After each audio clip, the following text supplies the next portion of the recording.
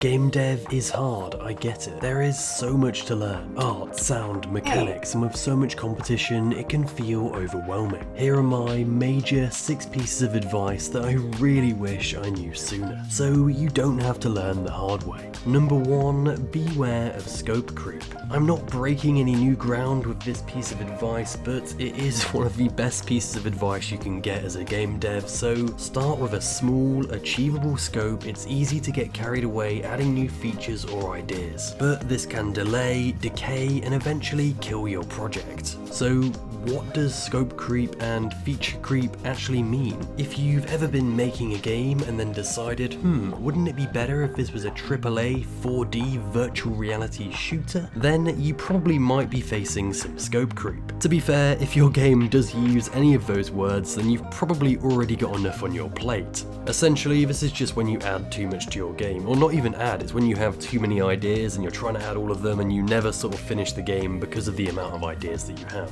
A good exercise for this, or what sort of cured my scope creep problem, was this. I decided I was going to make the simplest game possible and publish it. That was it, make the simplest game I could possibly publish. So I decided to make a Flappy Bird sort of clone. It's called Coco's Adventure, you can see it here. It is the simplest game you can possibly think of. Now, believe it or not, this actually took me 4 months to make. Now, did I need to add power-ups? Did I need to add different levels? Did I need to add 20 birds with sort of unique abilities and all sort of in-app purchases, adverts, the rest of it? No, I didn't. The game ended up with boss fights, achievements, trophies, a leaderboard, all sorts of things that I just didn't need to add. Now, as you can imagine, if I didn't have any scope creep and I just stuck to sort of one character, one map sort of thing, I probably could have had this out in a week, or you've probably seen people do this in 24 hours.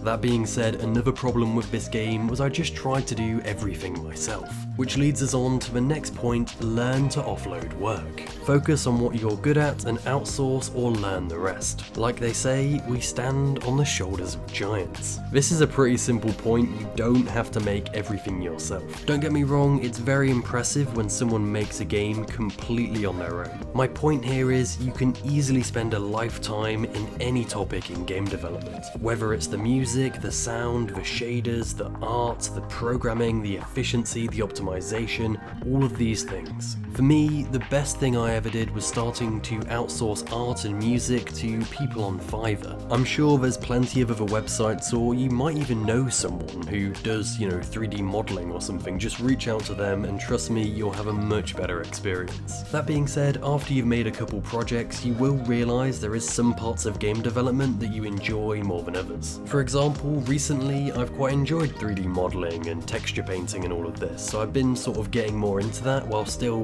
retaining, programming as my sort of main sort of area. If you're the sort of person that will build a game engine from scratch, I completely understand that. You will learn so much, but if you're trying to release games, it might not be the sort of fastest or best strategy here. Overall, offloading work to people who enjoy doing it more and are probably better than you is a superpower that I see a lot of game developers neglect. This next one might be a bit of a hard pill to swallow. Do not be afraid to monetize. If you're going to release mobile games, you're going to pay for either the Apple developer license or the Android developer license. Steam are going to take a cut. These are all companies at the end of the day, and you kind of want this hobby to be sustainable, and if you ever wanted to do it full time, then you do need to learn this. I don't want to get too far into the weeds here, so I'm going to cover the main ways to monetize your game. The first way is a flat fee. Players pay for the game, they've got the game, there's no more purchases, fantastic. People do really like that approach, but you might not reach as many players. Then we have freemium. Now this can be really good or really bad. Freemium is where the game is free, but there might be paid options inside the game or adverts.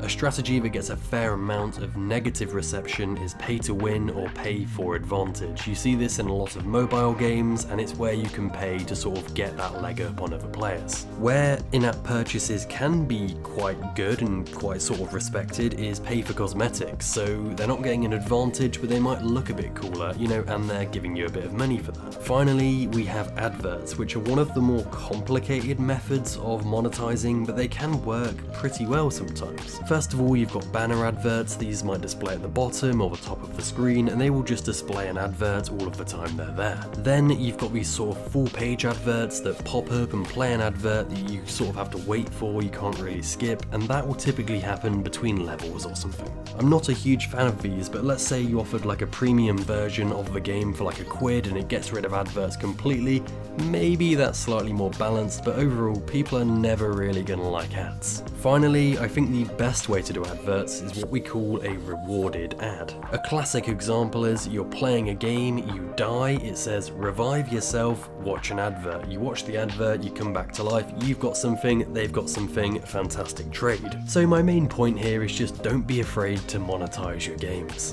4. Embrace iteration and feedback. If you have any friends, show them the game as much as you can, as often as you can, and get actual real feedback.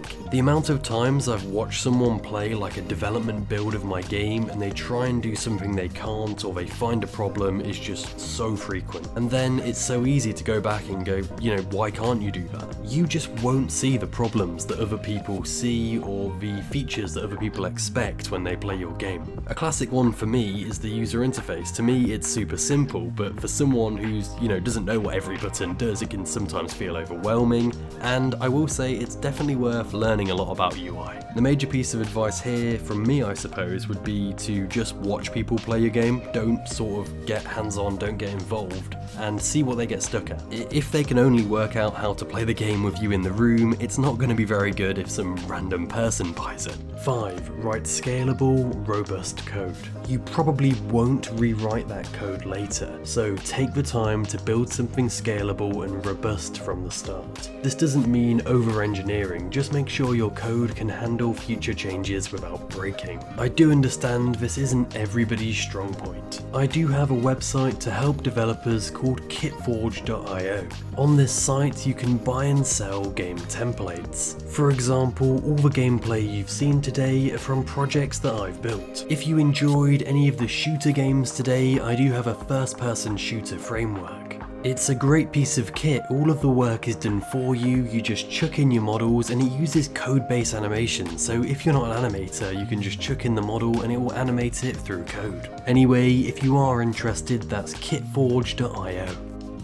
Finally, my final piece of advice would be just finish one project. Once you cross the finish line, you'll have learned so much than if you had 10 unfinished projects. It's also important to know sort of when to quit a project as well. I think it's just very sort of eye-opening and liberating to know the full pipeline of development. You'll be shocked at the end how much extra stuff you have to do. It sounds silly, but privacy policies, GDPR, service emails, terms and conditions, what else can I think of, screenshots, videos, all of that needs to be added too. But once you've done it once, it gets so much faster and you know exactly what you need to do for the next one. So the sort of number one piece of advice, if you leave here with sort of one thing, it would be think of a very small scale project, take my Flappy Bird idea if you want, and just make it and get it published. A really, really simple game. You'll be surprised how long it actually takes. So let me just briefly summarize everything into some actionable points for you. Game development is more accessible than ever. With the right tools and mindset, you can publish as many games as you want. Don't let scope creep or perfectionism stop you. Start small, iterate, and finish your first game.